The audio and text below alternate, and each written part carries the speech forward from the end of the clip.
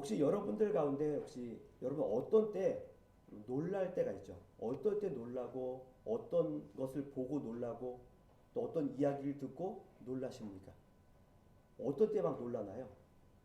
뭔가 아름답거나 경이로운 것들을 볼 적에 또 새로운 것들을 만났을 적에 우리는 막 놀라기도 하죠. 저도 이제 가끔 놀라는 일들이 있는데 그렇다고 해서 막 깜짝 놀라 이런 거기보다는 제가 하나님이 만드신 세상을 보면서 너무 멋져서 놀랬던 적이 딱 두 번 있습니다. 그 더 많기도 하겠지만은 두 번이 있는데 그 하나는 어디냐면은 한라산에 올라가서 한라산 그 백록담에 올라가서 밑에 내려가서 구름 위에서의 산 위에서의 구름을 밑에 내려다보고 보는 그 모습이 너무 멋있었던 거예요.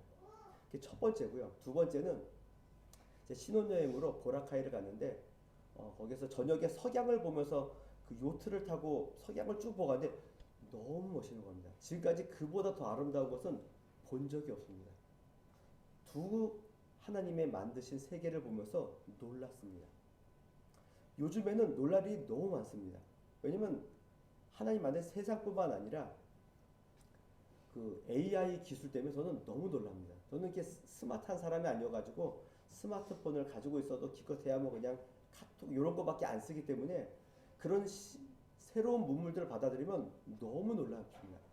뭐 챗 GPT도 처음에 놀랐는데요. 요즘에 제가 제일 놀랐던 게 뭐냐면은 그 클로바 노트라는 게 있더라고요. 혹시 아시나요? 모르시나요? 저보다 이거 모르시면 안 되는데 여러분들. 이게 뭐냐면은 그 핸드폰 앱을 킨 다음에 서로 대화를 합니다. 대화를 하면은 그게 다 자동으로 자막으로 이렇게 글로 써지는 겁니다. 세 명에서 이야기하면은 1, 2, 3 음성에 따라서 그 사람 언어들을 다 기록해 줍니다. 아, 모르셨나요? 회의할 때 너무 좋더라고요. 저 이거 보면서 깜짝 놀랐어요. 어떻게 이럴 수 있지? 어떻게 이런 너무 놀라운 겁니다. 나의 생각과 나의 상상력을 뛰어넘는 것을 볼 적에 너무 놀라운 겁니다. 뭐 이것뿐만 아니라 포토샵도 마찬가지라고 하더라고요. 그림 하나 띄워놓고 그냥 손을 까딱하지 않고 말로 손 빼줘. 그럼 손이 없어지고 뭐 고쳐줘 그러면 알아서 고쳐줍니다. 이런 세대입니다. 근데 우리는 이런 것을 보면서 놀랍니다. 근데 우리가 가장 놀라야 될 일들은 하나님의 말씀에 있다는 겁니다. 오늘 시편 119편의 이 시편 기자도 이 당시에 놀랄 일들이 뭐 지금처럼 뭐 이런 시대가 아니기 때문에 놀랄 일이 얼마나 많은지 모르겠지만 이 시편 기자는 뭐 때문에 놀라냐면은 하나님의 말씀 때문에 놀랐습니다. 너무 놀라워합니다. 여러분 하나님의 말씀이 놀랍습니까? 정말 막 기이합니까? 그 말씀을 보면서 막 경이함이 느껴집니까? 성경 말씀을 보시면서 아 정말 경이롭다. 정말 놀랍다. 이런 경험을 하십니까? 아니면은 그냥 아 하나님의 말씀은 그냥 읽어야 되니까 그냥 어쩔 수 없이 읽는 이런 정도의 차원이신 겁니다. 오늘 시편 기자는 하나님의 말씀을 기이하게 여기고 놀랍게 여깁니다. 이 하나님의 말씀이 놀라운 이유는 여기에 있습니다. 우리는 보통 예수님께서 이 땅에 오심을 두고 성육신 그래서 하나님이 인간의 몸을 입고 우리 가운데 오셨음을 굉장히 놀라워하죠. 굉장히 귀한 교리이기도 하고 놀라운 일입니다. 그런데 하나님께서 하나님의 언어가 아니라 인간의 언어로 우리 가운데 낮추시고 오신 것이 주의 말씀인 겁니다. 그러니까 성육신만이 놀라운 것이 아니라 하나님의 언어가 있고 그분의 지혜가 있고 그분의 지식이 있는데 그것을 그대로 우리에게 던져주시지 않고 우리가 알아들을 만한 언어로 보내주신 거라고요. 그러니까 하나님이 얼마나 낮추시고 우리에게 이 말씀을 전하는지 보는 겁니다. 근데 그 낮추신 그 말씀 가운데 우리가 알 수 없는 또 우리가 파도 끝없이 올라나오는 솟아나오는 하나님의 진리의 내용들이 무궁무진하다는 겁니다. 하나님이 낮추셨음에도 불구하고 이렇게 많은데 그분이 가지고 계시는 놀라운 지혜와 지식들을 우리가 전부 다 알고 있다면 얼마나 풍성하겠냐는 겁니다. 거기에 놀라움이 저와 여러분들에게 있으셔야 되는 겁니다. 하나님의 말씀의 놀라움은 여기에 있습니다. 말씀을 읽으면 읽을수록 매일 다르죠. 오늘 읽은 이 말씀이 내년에 가서 읽으면 또 다른 느낌으로 또 다른 은혜와 하나님의 감격으로 능력으로 우리에게 찾아오고 있다는 겁니다. 그래서 주의 말씀은 기이하고 놀라운 겁니다. 하나님의 언어가 아니라 우리의 언어로 낮추시고 그 안에 하나님의 놀라운 능력과 생명력을 우리에게 주어진 그 말씀이 우리에게 기이하다는 겁니다. 근데 이 놀라운 주의 말씀이 단순히 여기에만 있지 않고 오늘 시편 기자는 구체적으로 이렇게 얘기합니다. 주의 말씀이 기이하고 놀라운 이유를 이렇게 설명합니다. 주의 말씀을 열면 빛이 비치어 우둔한 사람들을 깨닫게 하나이다. 주의 말씀이 열려서 빛이 비쳐야지만 우리가 그 놀라운 주의 말씀의 은혜를 깨달을 수 있는 겁니다. 그러니까 말씀을 듣는다고 해서 될 일이 아닌 겁니다. 말씀이 어떻게 된다고요? 열려야 된다고요. 말씀이 열리고 그 열린 말씀의 빛이 우리 가운데 빛을 비추어 주셔야 되는 겁니다. 그래서 사도 바울도 에베소서에 보면은 우리에게 지혜와 계시의 영을 허락해 주십시오 이렇게 기도합니다. 믿는 자들에게는 항상 지혜와 계시의 영이 있어야 되는 겁니다. 그래서 교회에서도 뭐 큐티를 하던 묵상을 하던 하나님의 말씀을 읽던 간에 항상 뭘 먼저 하라 그러나요? 기도를 먼저 하라 그러죠. 그 왜 그렇습니까? 말씀이 열려서 그 빛이 우리에게 비춰지지 않으면은 그 안에 담겨져 있는 놀라운 은혜의 내용들을 알 길이 없기 때문에 그렇습니다. 그래서 말씀이 열린다는 의미는 단순히 그냥 닫혀있는 성경을 열었다 이게 아닌 겁니다. 성경을 열면 여기서 막 빛이 막 나오나요? 그런 거 없습니다. 없습니다.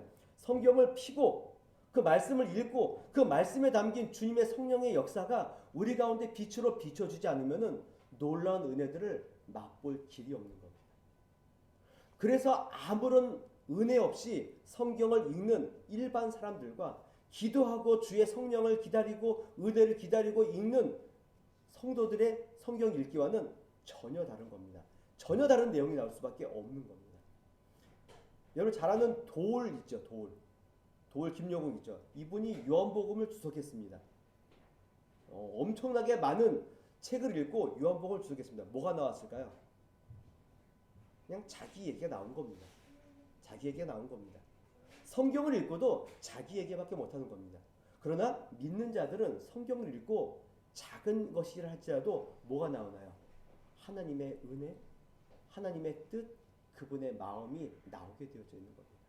그래서 우리는 하나님의 말씀의 말씀이 열려서 빛이 비쳐야지만 주님의 말씀의 놀라움을 깨달을 수 있는 겁니다. 그래서 그 말씀의 문이 열리면은 말씀이 열려서 빛이 비치면은 어떤 역사가 있냐면은 우둔한 사람도 깨닫게 됩니다. 여기서 얘기하는 우둔한 사람은 우리가 흔히 아는 지혜가 없고 학벌이 짧고 이런 사람들을 말하는 것이 아니라 여기서의 우둔함은 이제 곧 처음 믿은 사람들, 하나님의 말씀을 처음 접하는 사람들도 그 말씀에 빛이 열리면은 어떻게 된다고요? 깨닫게 된다라고 말씀하고 있는 겁니다. 그러니까 성경 말씀이 뭐 우리의 귀에 들려지고 뭐 이것을 읽고 한다 할지라도 우리에게 동일하게 은혜와 내용으로 나오는 것이 아니라 거기에 빛이 비춰야지만 그 은혜의 내용들을 깨달을 수 있는 겁니다. 예수님께서 죽으신 다음에 십자가에 죽으신 다음에 몇몇의 제자들이 이제 소망이 없다고 생각해서 자기의 고향으로 돌아가는 엠마오로 돌아가는 그 제자들이 있었습니다.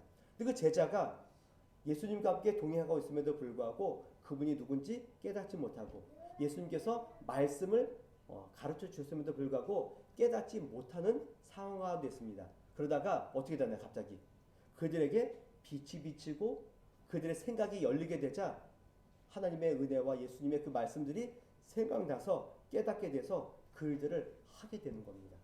그러니까 들었다고 해서 경험했다고 해서 다 되는 것이 아니라 하나님의 빛이 비춰야지만 되는 겁니다. 그래서 우둔한 자들도 이제 나는 처음 믿었다. 나는 이제 지혜가 없다. 이렇게 핑계할 내용들이 우리에게는 없는 겁니다. 보통 이런 얘기하죠. 성경을 읽으면 어떻습니까? 좀 어렵죠. 이해도 안 되고. 그래서 우리는 뭐라 그러나요? 성경은 너무 어려워. 이거는 사람이 읽을 만한 것이 안 돼. 그러니 읽지 말아야지. 이럴 수 있습니까? 없습니까? 없다는 거죠. 왜냐? 성경이 이야기하죠. 우둔한 자도 깨닫게 된다. 어떨 때요? 진리의 빛이 우리에게 빛을 비추면 아무리 우둔한 자들도 그 말씀을 듣고 깨닫게 되어져 있는 겁니다. 그러니 여러분들도 핑계하지 마시고 말씀이 너무 어려워요. 이러지 마시고 그 말씀에 깊이 들어가면은 그 말씀을 깨닫는 빛과 은혜가 우리 가운데 나타나게 되고 그것으로 말미암아 놀라운 주님의 말씀의 능력을 깨닫게 되는 은혜가 있는 겁니다.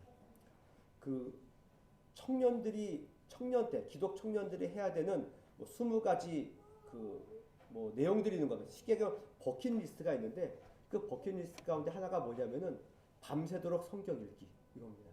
이런 분 적 있으신가요? 밤새도록 성경 읽기 너무 힘들죠. 한 30분만 읽어도 잠이 싹 쏟아지고 그러나 이런 은혜가 한번 있어 보셔야 되면 좋을 것 같아요. 그렇다고 그렇게 되면은 우리도 모르는 사이에 하나님의 그 진리의 빛이 우리의 마음과 생각을 비추어져서 거기서 나타나는 하나님의 그 지혜와 마음과 뜻과 그 모든 것들이 우리에게 은혜로 촉촉하게 젖어드는 그 은혜들을 누릴 수 있는 겁니다. 해보시라고요. 바쁘시죠? 그래도 한번 해보십시오. 그러면 정말 주님께서 약속하신 것들 제 이야기가 아니라 하나님의 말씀이고 약속이기 때문에 한번 해보시면은 거기에 놀라움이 있을 겁니다. 아, 잠을 못 자도 내일 좀 피곤해도 이 은혜가 나를 덮는구나. 이 은혜가 나를 주님의 평안으로 인도하는구나. 이렇게 생각할 수 있는 겁니다. 하나님의 말씀은 우둔한 자들도 깨닫게 하는 겁니다. 미국의 그 대부흥운동 때 조나단 에드워드라는 분이 있었는데 이분이 부흥운동을 일으키고 많은 사람에게 은혜의 설교를 했는데 그 당시에 한 7살, 8살 된 아이들이 주일날 아침만 되면은 누가 시키지 않아도 제일 먼저 일어나서 씻고 옷 입고 교회 갈 준비를 하는 겁니다. 그러니까 부모가 너무 희한하잖아요, 아이가. 아, 너는 왜 이렇게 주일을 기다리니? 이랬더니 그 아이가 한 이야기가 저는 조나단 에드워드 목사님의 설교를 너무 듣고 싶습니다. 이렇게 얘기했다는 겁니다. 놀랍죠? 이런 일이 있습니다. 조나단 에드워드 목사님의 설교가 지금도 여러분들, 저도 그렇고 여러분 들어도 사실 쉽지 않은 설교입니다. 그런데 그 어린아이가 그것을 정말 듣고 그 설교 가운데 하나님의 은혜를 경험하니 그것을 너무 듣고 싶은 마음이 생기는 겁니다. 제가 이 얘기를 왜 자꾸 드리냐면은 하나님의 말씀은 어렵고 힘들고 지루한 내용이 아니라 그 안에 우리를 감동시키고 우리에게 은혜와 평안을 줄 만한 모든 것들이 거기에 담겨져 있다는 겁니다. 그래서 그 작은 자들도 또 지혜가 없는 자들도 그 누구도 주의 말씀을 읽고 깨달을 수 있는 은혜가 있다는 겁니다. 이게 하나님의 능력인 겁니다. 말씀에 담긴 능력인 겁니다. 그러니 여러분들도 그 말씀을 통한 그 놀라운 은혜들을 함께 누리셔야 되는 겁니다. 그 빛이 비춰야지만 그 말씀의 놀라움을 깨달을 수 있는 겁니다. 그러면 이 말씀의 은혜와 말씀의 놀라움을 깨달은 자들은 어떤 결과가 있냐면은 131절에 보면은 내가 주의 계명을 사모함으로 내가 입을 열고 헐떡였나이다. 자, 주님의 말씀의 놀라움을 알게 되자 주의 말씀을 어떻게 한다고요? 사모합니다. 사모합니다. 사모한다는 게 뭔지 아시죠? 사랑하는 것이고 귀하게 여기는 것이고 아끼는 것이고 보고 싶고 또 보고 싶고 이게 사모함인 겁니다. 의에 줄이고 목마른 자는 복이 있나니 저희가 배부를 것이며 의에 줄이고 목마른 자 주의 말씀에 목마른 자들 그 말씀을 사모하는 자들에게 하나님께서 은혜와 복을 허락하신다는 겁니다. 근데 뒤에 내용이 조금 얼마나 사모하냐면은 그 말씀을 보고 입을 열고 어떻게 한다고요? 헐떡였다. 약간 표현이 좀 약간 저속하죠. 헐떡이는 걸 어떨 때 헐떡입니까? 뭐 숨이 차거나 아니면은 뭔가를 막 허겁지겁 막 먹어야 되는 막 이런 거죠. 약간 좀 표현이 그렇지만 약간 강아지들이 막 뭐 먹을 거 보고 헐떡이는 이런 느낌인 겁니다. 약간 저속한 느낌이 있긴 하지만은 그만큼 간절함이 있는 거죠. 하나님의 말씀을 읽고 그 말씀의 은혜를 사모하기 때문에 그것을 향한 헐떡임이 있는 겁니다. 누가 뭐라 그래도 주변 사람이 아우 쟤는 왜 이렇게 이러지? 라고 하다 할지라도 그 말씀을 향하여서 헐떡이는 그 사모함들이 우리에게 생겨야 되는 겁니다. 이게 빛이 비춰서 말씀의 빛을 받고 나타나는 성도의 첫 번째 특징입니다. 두 번째는 하나님의 은혜만을 사모합니다. 그래서 주의 이름을 사랑하는 자들에게 베푸시던 대로 내게 돌이키사 내게 은혜를 베푸소서. 자기의 뜻대로가 아니라 하나님께서 베푸시는 방식대로인 겁니다. 주님, 내가 이거 이렇게 원하니까 요구해 주세요. 이 방식으로 나를 도와주세요가 아니라 주님의 약속과 주님의 말씀의 방식대로 나에게 돌이키셔서 나에게 은혜를 베풀어 주십시오. 은혜를 사모합니다. 당연히 우리는 은혜를 사모하죠. 그러나 여기서 얘기하는 은혜는 다른 그 모든 것들을 다 뒤집어, 다 뒤엎고 다 그 위에서 모든 것을 누릴 수 있는 은혜의 내용들인 겁니다. 우리는 살아가는 날 동안 많은 어려움과 고난을 만나기도 합니다. 그때마다 우리는 누구에게 기도하나요? 하나님께 기도하죠. 뭐라고 기도하나요? 도와주세요라고 기도하기도 하지만은 또 한편으로는 어떻게 기도합니까? 주님, 왜 안 도와주시는 겁니까? 왜 나를 그냥 이렇게 내버려 두시는 겁니까? 약간 따지는 기도도 하는 거죠. 그러나 주님께서는 그런 기도에 내가 깜빡했다. 빨리 도와줄게. 이렇게 말씀하시지 않는다고요. 그냥 모르는 척, 모르쇠로 일관하시는 하나님을 보고 있는 겁니다. 그래서 우리의 위기와 박해와 어려움 가운데서도 우리가 버틸 수 있는 것은 그 위기와 박해는 여전히 그대로 있지만은 그것을 뛰어넘을 수 있는 하나님의 은혜가 우리를 덮고 있기 때문에 그것을 이길 수 있는 겁니다. 여러분, 그거 말고 뭐가 있습니까? 지금은 여전히 힘들고 어려운데 여전히 내가 이 길을 갈 수 있는 이유는 하나님의 은혜가 그 힘들고 어려운 것을 뒤덮고 나에게 영원한 은혜와 생명을 주시기 때문에 그런 거 아닙니까? 이게 주님의 은혜를 사모하는 자들의 특징인 겁니다. 주님은 이런 은혜를 주시고 우리는 그 은혜를 사모하는 겁니다. 하나님의 말씀의 빛이 우리에게 비춰지면은 그 말씀에 우리는 뭐 한다고요? 놀랍니다. 그 놀라움 때문에 우리는 주님의 말씀을 사모하고 주님의 은혜를 기다릴 수밖에 없는 사람들이 되는 겁니다. 말씀의 빛이 우리에게 놀라움으로 인도하는 겁니다. 이게 첫 번째 내용입니다. 두 번째는 또 다른 빛이 있습니다. 말씀의 빛이 아니라 하나님의 얼굴을 우리에게 비추어 주십시오라고 두 번째 이야기합니다. 자, 하나님의 얼굴을 우리에게 비추어 준다. 이게 어떤 의미인가요, 도대체? 하나님의 얼굴을 우리에게 비추어 준다. 쉽게 얘기하면은 얼굴 한번 보여주세요, 이런 거죠. 보통 친구들과 이야기할 적에 친구들과 만나고 그럴 적에 잘 이렇게 만나기 어려운 친구들 있잖아요. 그럼 그 친구들에게 뭐라고 얘기하나요? 야, 얼굴 좀 한번 보여줘봐라. 우리 얼굴 좀 한번 이런 얘기 하잖아요. 마치 그런 겁니다. 하나님, 우리에게 그 얼굴을 비추어 주세요. 근데 하나님의 얼굴이 있나요? 얼굴이 있지 않으시죠. 얼굴이 있지 않습니다. 그러나 하나님의 얼굴을 우리에게 비추어 달라는 이야기는 하나님의 도움과 하나님의 긍휼과 하나님의 자비를 우리에게 향하여 달라고 하는 기도의 내용인 겁니다. 그래서 민수기에 보면은 제가 그 예배 초반에 얘기했던 그 축복의 선언이 있거든요. 이게 아론이 이스라엘 백성들에게 한 축복의 내용인데 그 내용이 뭐냐면은 주님의 얼굴을 우리에게 비추어 주사. 주의 얼굴을 우리에게 비추어 달라는 겁니다. 그러니까 주님의 얼굴을 우리에게 비추어 달라는 이야기는 내가 지금 힘들고 어려운 시기 가운데 있는데 주님께서 나에게 진리와 은혜와 긍휼로 나에게 빛을 비추어 주십시오라고 기도하는 내용인 겁니다. 다른 것 다 필요 없습니다. 주님의 얼굴을 나에게 비추어 준다면은 나는 그것으로 만족하겠습니다. 이게 고백인 겁니다. 우리는 주님의 얼굴이 우리에게 비추어 주지 않을 적에 답답해하고 힘들어합니다. 그렇죠. 오죽했으면 예수님도 십자가 위에서 뭐라고 기도하셨나요? 나의 하나님, 나의 하나님, 어찌하여 나를 버리셨나이까? 주님의 얼굴빛이 우리에게 비춰주지 않으면 우리는 너무 견디기 힘든 겁니다. 그러나 주님의 얼굴빛이 우리에게 비추어졌을 적에는 거기에 놀라운 은혜로 그 하루를 즐겁고 힘있게 감당할 수 있는 겁니다. 미국의 그 데이비드 브레이너드라는 그 선교사, 그러니까 인디언 선교했던 분이 있는데 이분의 일기를 보면은 매일 아침마다 하는 일이 뭐냐면은 기도합니다. 근데 기도를 하는데 우리 보통 기도하면은 어떻습니까? 그냥 기도하면은 우리는 보통 아침에 새벽에 일어나서 뭐 혹시 새벽에 나오면은 오늘 할 일 다 한 것 같잖아요. 그렇죠? 그렇죠? 안 그러시나요? 뭐가 내가 오늘 할 일을 다 한 것 같은 느낌이 있잖아요.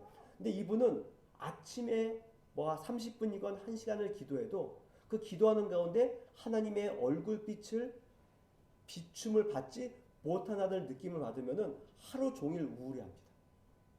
그래서 사람들은 가끔 그 사람을 보면서 좀 뭐라 그러면 저 사람 조울증 환자 아니냐고. 어떤 때는 하나님을 만나서 기뻐하고 못 만나서 슬퍼하고 조울증 환자 아니냐 뭐 이렇게도 얘기하는데 그분이 가지고 있는 그 경건한 마음을 한번 보시라는 거죠. 하나님의 진리의 빛과 그분의 얼굴이 나에게 비추어질 적에는 그것이 너무나 기쁜 겁니다. 근데 그것이 안 보일 적에는 너무나 힘든 겁니다. 근데 우리는 어떻습니까? 그분이 얼굴을 비추어 주든 말든 관심 없고 하나님 나 오늘 성경 읽었어요. 오늘 기도했어요. 끝. 오늘 할 다 했어. 우리는 이렇게 넘어간다. 그것이 아니라 정말 주님의 얼굴의 빛이 우리에게 비추어 주시기를 기대하고 기다리고 소망하는 일들이 필요한 겁니다. 그럼 왜 주님의 얼굴이 우리에게 비춰져야 하냐면은 133절에 보면 이렇게 표현합니다. 나의 발걸음을 주의 말씀에 굳게 세우시고 어떤 죄악도 나를 주관하지 못하게 하소서.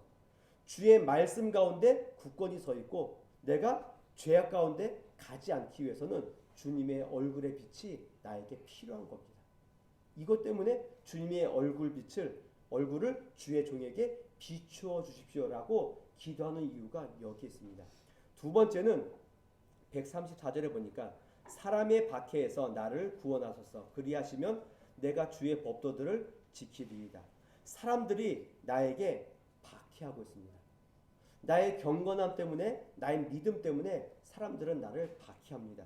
그러나 이곳에서도 나의 발걸음이 흔들리지 않도록 주님의 얼굴을 주의 종에게 비추어 주십시오. 이렇게 표현하는 겁니다. 그러니까 죄에게 지배받지 않고 말씀 안에서 흔들리지 않도록 하기 위해서는 주님의 진리의 빛이 주님의 얼굴이 나에게 비추어 주셔야 됩니다라고 이렇게 고백하고 있는 겁니다. 그래서 주님의 얼굴 빛으로 이 어렵고 힘든 모든 순간들을 내가 이겨 나간 다음에는 어떤 마음이 우리에게 생기냐면은 마지막 136절에 보니까 이렇게 표현합니다. 그들이 주의 법을 지키지 아니하므로 내 눈물이 시냇물 같이 흐르나이다. 자, 주님의 얼굴 빛이 나에게 비추어 주셨어요. 그래서 죄악과 박해 가운데서도 주님의 비춰 주시는 그 얼굴 빛으로 말미암아 은혜와 평안을 얻었던 겁니다. 그럼에도 불구하고 우리에게 뭐가 있다고요? 슬픔이 있다고요. 눈물이 흘러내리는 겁니다. 그럼 뭐 때문에 눈물이 나는 걸까요? 여기 나와 있는 것처럼 주의 법을 지키지 아니하는 모습들 때문에 그렇습니다. 나를 죄악 가운데로 인도하려고 하는 악한 자들, 나를 박해하는 자들을 바라보면서 우리는 뭘 한다고요? 눈물을 흘리는 겁니다. 이 감정이 있는 겁니다. 그러니까 나는 기쁜데 우리의 마음에는 뭐가 나타난다고요? 슬픔이 생길 수 있다는 겁니다. 이 슬픔은 하나님의 말씀에 대한 은혜에 반응하는 또 다른 감정인 겁니다. 단순히 나를 힘들게 하는 사람 때문에 우는 것이 아닌 겁니다. 그들과 다른 어떤 종교적 그 반응 때문에 우는 것이 아닌 겁니다. 우는 이유는 그들이 주님의 은혜와 말씀의 놀라움과 주님의 얼굴의 비춤을 받지 못하는 그 모습들 때문에 슬퍼하고 우는 모습이 보여지는 겁니다. 소돔과 고모라가 망할 적에 거기 있었던 롯이 있죠. 롯이 거기서는 뭐 특별히 한 게 없는 것처럼 보이는데 베드로후서에 보면은 이렇게 표현합니다. 롯에 대해서 이 의인이 그들 중에 거하여 날마다 저 불법한 행실을 보고 들으므로 그 의로운 심령이 상하니라. 마음이 상했대요. 여러분들도 혹시 이 세상을 바라보면서 혹시 마음이 상하신 적이 있냐 이겁니다. 그냥 단순히 내 옆에 있는 지체들이 나를 힘들게 하고 나를 어렵게 해서 마음이 상하는 것이 아니라 그냥 눈에 보이는 죄악과 어려움들 때문에 마음이 상해 보신 적이 있으시냐는 거죠. 그 일 때문에 밤새도록 눈물 흘려보신 적이 있으시냐 이겁니다. 예수님께서도 예루살렘에 들어가시기 전에 예루살렘 성을 보시면서 우셨습니다. 그들의 멸망과 그들이 받을 심판의 내용을 보면서 예수님도 한탄하시고 우셨습니다. 사실 예수님이 우리 같으면은 뭐 때문에 울어야 될까요? 내가 십자가에서 죽어야 되는데 그 죽음이 바로 눈앞에 보이니까 얼마나 힘들까요? 그것 때문에 하기 싫어서 울겠죠. 근데 주님은 그것 때문에 울지 않습니다. 백성들의 고난과 힘듦과 어려움 때문에 울고 있는 겁니다. 우리의 슬픔은 나의 아픔에 있지 않습니다. 상대방에게 있는 겁니다. 저들의 힘들고 어렵고 주님의 말씀대로 살지 못하고 주님의 그 말씀의 놀라움과 그 은혜의 빛을 못 보고 있는 그 모습 때문에 우셔야 되는 겁니다. 그것 때문에 우셔야 되는 겁니다. 드라마 보시면서 울지 마시라 이겁니다. 근데 저도 가끔 눈물이 납니다. 혼자 드라마를 가족들과 함께 보지 않고 혼자 보기 때문에 가끔 혼자 보다가 눈물이 찔겨 나오면서 나는데 도대체 뭐지? 말씀 보면서 눈물도 안 흘리는 게 뭐 이런 거 보고 눈물 흘려 이런 경우가 생기죠. 그런 게 아니라 정말 그 안타까움 때문에 눈물을 흘리셔야 되는 겁니다. 제가 얼마 전에 한번 얘기했던 적이 있는데 저희 그 친한 목사님이 계시는데 그 목사님 딸이 이제 뭐 일이 길기 때문에 그걸 다 얘기하기가 너무 길기 때문에 제가 다 떼어놓고 부모와 약간 다툼이 있어서 이 딸이 부모님께 아버지 목사님인데 뭐라 하면은 나는 아버지의 강요에 의해서 지금까지 신앙생활을 한 겁니다. 나에게는 신앙을 선택할 자유가 없었습니다. 이렇게 대들었던 겁니다. 아버지가 깜짝 놀랐죠. 그래서 이 목사님이 그래? 그렇다면은 한번 너가 하고 싶은 대로 네 마음 가는 대로 한번 행동해 봐라. 보통 이렇게 할 때는 어떻게 되는 건가? 자녀들이 눈치채고 그냥 와야 되잖아요. 교회를 안 왔다는 겁니다. 교회를 안 온 겁니다. 그리고 목사님이 너무 마음이 아파서 지금도 밖에 나오질 않습니다. 사람들과 만나는 게 너무 힘들다는 겁니다. 이게 왜 그런 걸까요? 내가 그동안 어쨌든 간에 목회를 했지만은 뭐 성도들이라 그렇다 치지만은 내 자녀가 저렇게 된 것 때문에 너무 마음이 아프고 슬픈 겁니다. 두 부부가 밤새도록 잠을 못 잤대요. 우느라고. 그 자녀 때문에. 이게 우리가 가지고 있어야 될 슬픔인 겁니다. 이게 말씀의 빛과 하나님의 얼굴빛을 아는 자들만이 할 수 있는 일인 겁니다. 그 은혜가 없으면은 이 눈물과 이 슬픔은 우리에게 없는 겁니다. 만약에 여러분들 안에 진리의 빛이 없다면은 이 세상의 그 악한 행실들을 보면서 눈물이 나오지 않습니다. 교회가 부패한 모습들을 보면서 눈물이 흘려지지 않습니다. 슬퍼하지 않습니다. 그러나 정말 그런 마음이 있다면은 우리는 눈물을 흘리고 슬퍼할 겁니다. 그들 향해 기도할 겁니다. 이게 우리가 가져야 될 두 번째 감정인 겁니다. 말씀의 빛이 비추어지면은 우리로 하여금 이 세상에 나 때문이 아니라 상대방과 교회와 이 세상을 바라보면서 눈물 흘리며 슬퍼하는 일들이 우리에게 생깁니다. 근데 여기서 우리가 주의해야 될 내용이 뭐냐면은 우리가 너무 눈물만 흘리다 보면은 우리가 어떻게 되나요? 내가 의로운 자가 되고 저들은 다 죄인 되어버려서 스스로 교만해지는 일들이 생길 수 있습니다. 그렇기 때문에 먼저 누굴 위해 눈물을 흘려야 될까요? 내 자신을 위해서. 내 안에 있는 죄악을 바라보면서 먼저 우셔야 되고 그 다음에 눈에 보이는 상황들과 현실을 바라보면서 함께 눈물을 흘리는 일들이 우리에게 필요한 겁니다. 오늘 시편 기자는 우리에게 두 가지를 말합니다. 첫 번째는 하나님의 빛이 우리에게 비추어져야 된다. 그 빛이 있어야지만 우리가 말씀의 놀라움을 깨달을 수 있다. 두 번째는 그 빛이 비춰야지만 우리가 모든 상황을 바라보면서 슬퍼하고 눈물을 흘릴 수 있다라는 이야기를 우리에게 하고 있는 겁니다. 여러분들은 말씀에 대한 놀라움이 있으십니까? 또 죄악된 모습을 바라보면서 슬퍼하는 마음이 있으십니까? 만약에 이런 마음이 혹시 없으시다면은 빨리 어디로 들어가셔야 될까요? 말씀으로 들어가셔야 됩니다. 그리고 말씀을 읽으시면서 주님이 비춰주시는 그 놀라운 은혜의 빛을 비춤을 받아 그것으로 말미암아 주님의 말씀의 놀라움으로 주님을 사모하고 은혜를 기대하는 성도들이 되어야 될 것이고, 또 주변에 있는 성도들과 이웃과 세상을 향하여서 끊임없이 눈물을 흘리는 여러분들이 되었으면 좋겠습니다. 하나님의 은혜의 빛이 여러분들에게 비추어져서 말씀의 능력과 놀라움이, 또 죄악의 상황을 슬퍼하는 신앙의 사람들이 되시기를 주님의 이름으로 축원합니다. 우리